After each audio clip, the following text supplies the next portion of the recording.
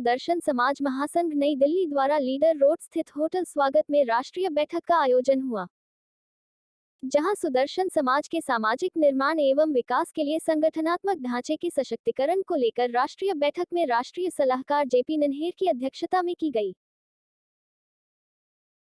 जिसमें सुदर्शन समाज के उत्थान की बातें हुई। राष्ट्रीय अध्यक्ष जेपी नन्हेर ने कहा कि हमारे सुदर्शन समाज में 27 रूप में लोग उपजातियों में विभक्त हैं, जिनको एक करने पर जोर देने की रणनीति बनी। आगामी होने वाले यूपी निकाय चुनाव में पार्षदों व मेयर के पद पर सुदर्शन समाज के लोगों को भी मौका दिया जाए, जबकि सरकारें किसी भी राजनीतिक दल की बनी हो, लेकिन कोई भी राजनीतिक दल देश आजादी के बाद से हमारे समाज का कोई प्रतिनिधित्व सरकारों में नहीं हो पाता, जिसका नतीजा होता है हमारे सुदर्शन समाज की बेहतरी के लिए वो कार्य नहीं हो पाए। अब ऐसे में आज की राष्ट्रीय बैठक में नगर निकाय चुनाव के साथ 2024 लोकसभा चुनाव को देखते हुए बिना हमारे सुदर्शन समाज को साथ लिए किसी भी राजनीतिक दल की पूर्ण बहुमत की सरकार नहीं बनने वाली, जिसका पालन हमारे भारतीय सुदर्शन समाज महासंघ से जुड़े सभी समाज के लोग करेंगे। आज हमारी भारतीय सुदर्शन समाज महासंघ की एक राष्ट्रीय कार्यकारिणी की बैठक यहाँ होटल स्वागतम में संपन्न हुई है, जिसमें हमारे देश के विभिन्न प्रांतों से और शहरों से बड़े दूर दूर से लोग आए, इस कार्यक्रम में अपनी शिरकत किया।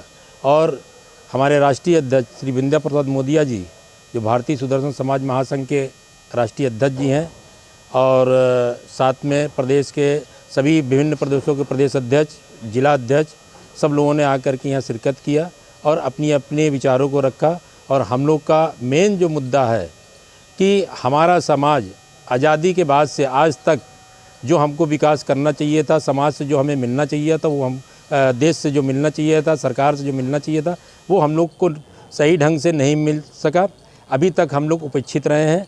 और अभी ये आने वाले चुनाव में जो नगर निकाय के चुनाव हो रहे हैं, इसमें पार्षद और महापौर के, इसमें भी हम लोग का कोई भी प्रतिनिधि नहीं है और न सरकार हम लोग के बारे में सोच रही है। हम चाहेंगे, सरकार से अपेक्षा करते हैं कि हमारे समाज के, भारतीय सुदर्शन समाज की जो विभिन्न 27 जातियां हैं, जो उसका एक संगठन, एक समूह है भारतीय सुदर्शन समाज, इन सभी जातियों में अगर हमारे समाज का प्रतिनिधित्व करने का मौका मिलता है और हमारे समाज को मौका मिलता है, तो हम सरकार के साथ में कदम से कदम मिलाकर चलेंगे।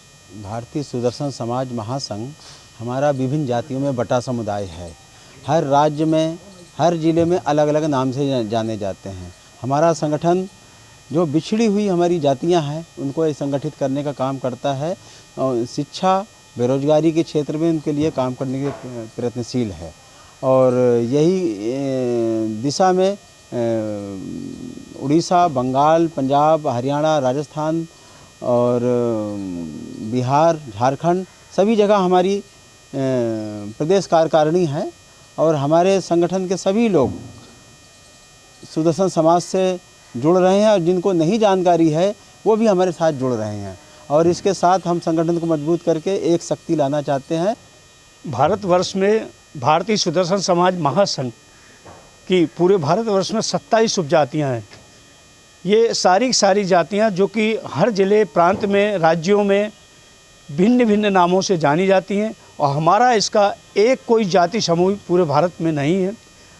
हर कहीं जो है, कहीं हेला के नाम से जाने जाते, कहीं डुमार के नाम से जाने जाते, कहीं बसोर, कहीं बंसकार, कहीं धानुक, कहीं धनकार, ऐसी 27 जातियाँ, उन सब से हम सब पे बटे हुए हैं।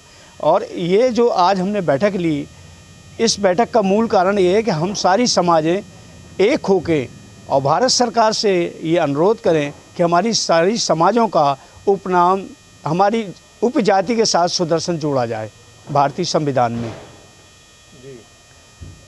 2024 लोकसभा का चुनाव भी है। ऐसे में जो राजनीतिक दल हैं, जो सरकार है, वर्तमान में विपक्ष के लोग हैं, दावे तो बहुत करते हैं, लेकिन जो समाज के लोगों का प्रतिनिधित्व नहीं दिखता। क्या कहेंगे 2024 के इलेक्शन में इस बार क्या देखने को मिलेगा? देखिए, भारत देश में भारतीय राजनीति में सभी जितने भी राजनीतिक दल हैं, हमारी समाज की बहुत अपेक्षा होती है, सुदर्शन समाज की।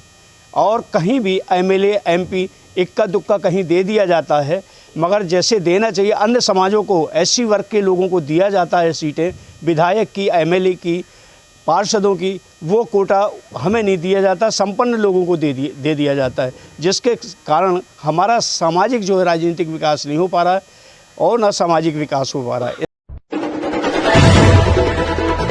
हैं।